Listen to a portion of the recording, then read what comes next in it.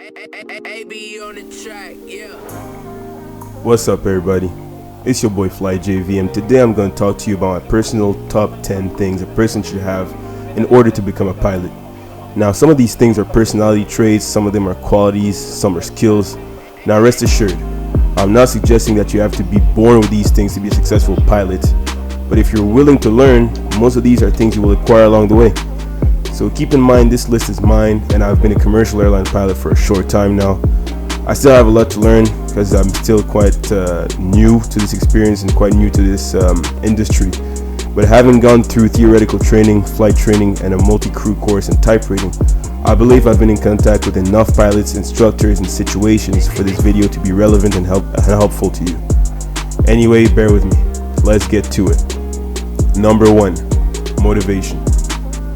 Motivation is important in the initial stages because the decision to become a pilot is a big commitment. Me and the majority of the people that I trained with and people that I know in the aviation industry are people who dreamt about becoming a pilot from a young age, and that dream stayed with them as they grew up.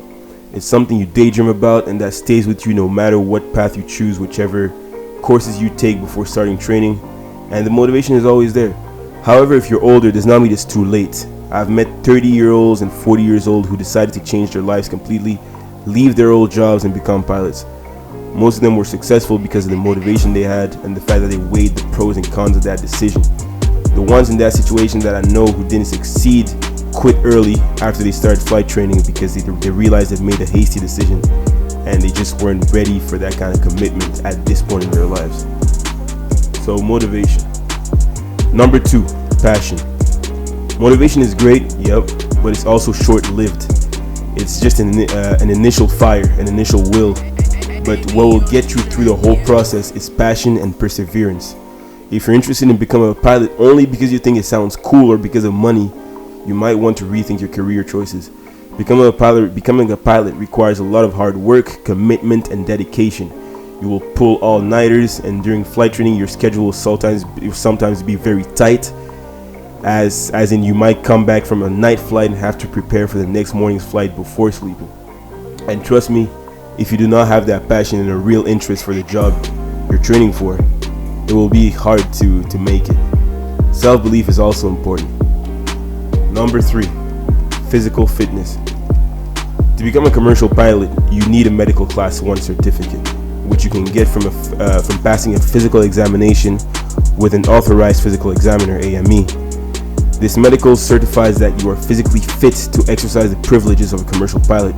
You will be tested for drugs, eyesight, hearing, lung capacity, and heart rhythm with an EKG, at least for the initial examination, which is basically the longest and the most difficult, let's say.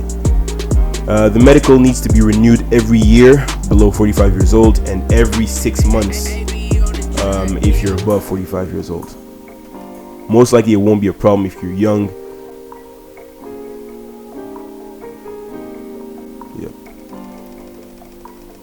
Every flight school requires you to possess a Class 1 medical for the commercial pilot training. Number 4, math and physics.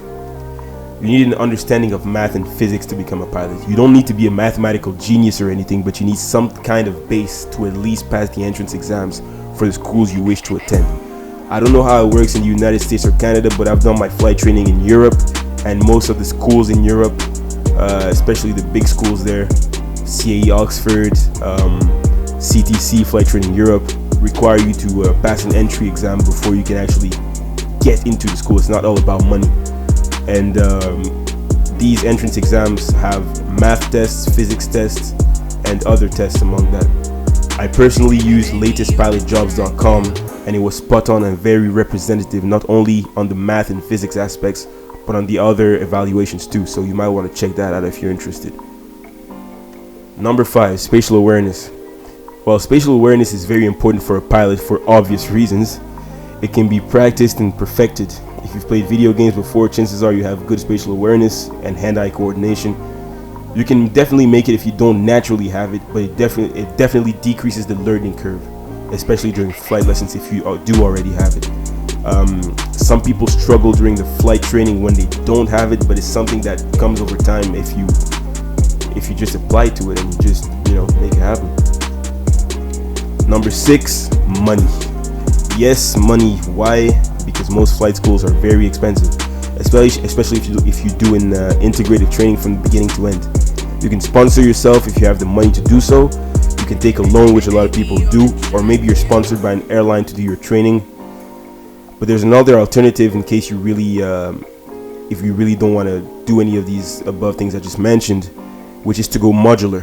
Modular training is where you basically do your training one step at a time at your own pace, allowing you to stack up the money you need before continuing on to the next phase, basically.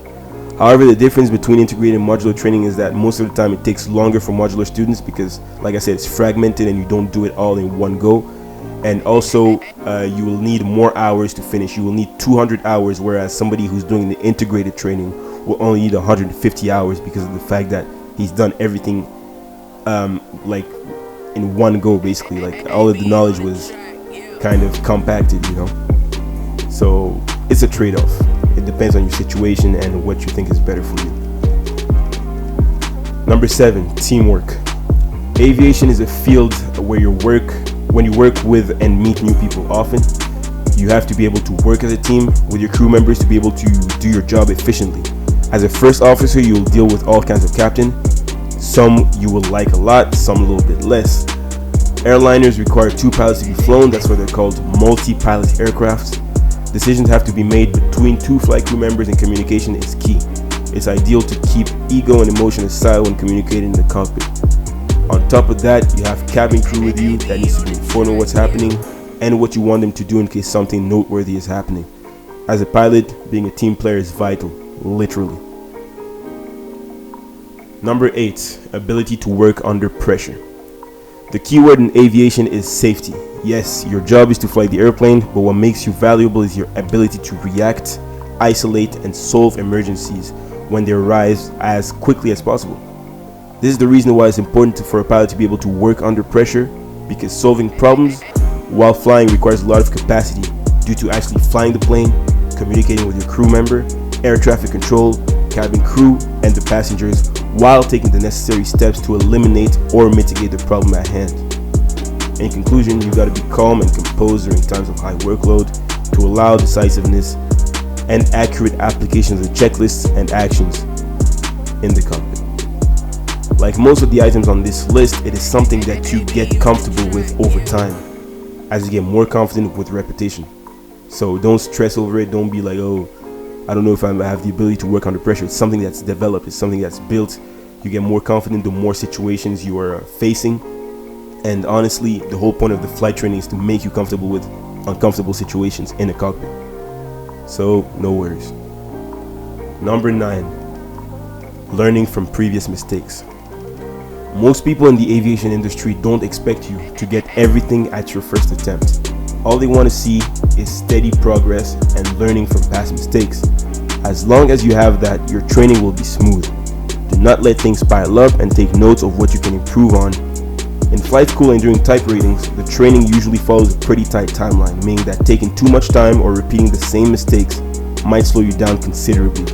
Like I said previously, if you have the necessary motivation and actual interest in becoming a pilot, this should not be a problem because you will most likely be striving towards becoming better every flight. Number 10, last but not least, appearance is very important.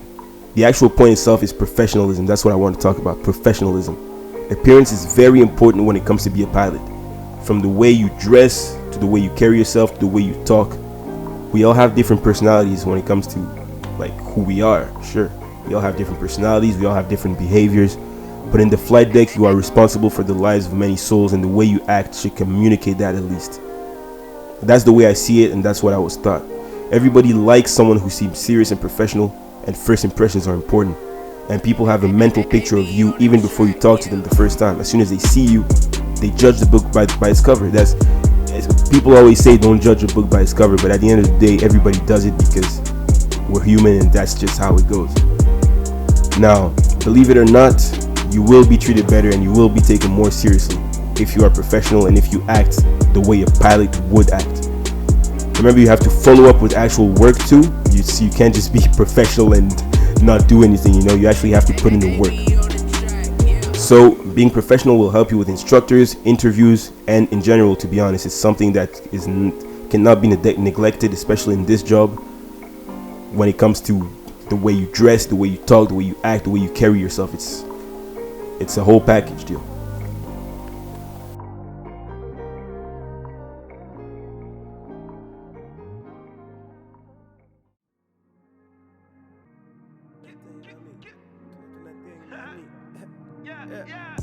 What's up? It's your boy Flyboy JV, Fly JV, whatever it is you want to call me. Thank you all for watching the video. I hope these tips were useful to you. I'd love to get your feedback in case you have anything else to add or if you disagree with any of the points I just made. Good luck and happy landings, guys. I'll see you in the next video. Don't forget to like, comment, subscribe, and share the video. If you know people that might need to hear this advice, please share it for them, and also follow me on Instagram and Twitter. You can find that on the video or in the description down below. Thank you again. Peace. Hold on, chill, what's the name, you know. I drink too much, I be sipping. I live my life, I be living. Every day, different things though. I'm getting the money, don't play. I'm getting them honeys, don't play. I'm getting the racks on the late. So getting the rest on the late. I'm so fly. Hold on, chill, what you talking, need a dope. What you talking, hold on, chill, break it, yeah, get the dope. I don't even got to say much.